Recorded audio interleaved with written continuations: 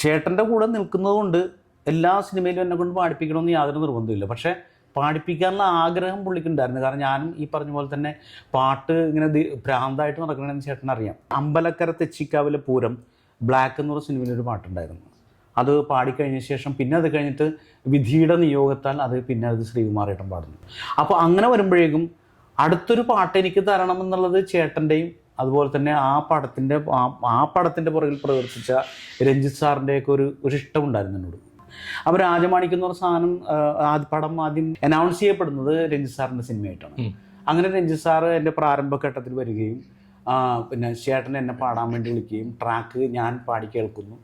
അപ്പോഴേക്ക് രഞ്ജിത്ത് സാറും ചേട്ടനും അതുപോലെ തന്നെ ഈ പടത്തിൻ്റെ പ്രൊഡ്യൂസർ വലിയ വീട്ടിൽ സിറാജിക്ക, സ്ക്രിപ്റ്റ് റൈറ്റർ ഗിരീഷ് പുത്തഞ്ചേരി, മമ്മൂക്ക പോലും സഹായിച്ചിട്ടുണ്ടാവും. കാരണം ഒരു പ്രധാനപ്പെട്ട നടൻ, അതിലെ ഏറ്റവും പ്രധാനപ്പെട്ട നടൻ പറയാണ് ഈ വോയിസ് എനിക്ക് താല്പര്യമില്ല എന്ന് പറഞ്ഞാൽ അവിടെ എൻ്റെ പടം മാറിയില്ലേ, ഇല്ലേ? അപ്പോൾ അതെല്ലാം ഓവർകം ചെയ്യാനായിട്ട് എൻ്റെ തലവര അന്ന് നന്നായിരുന്നു.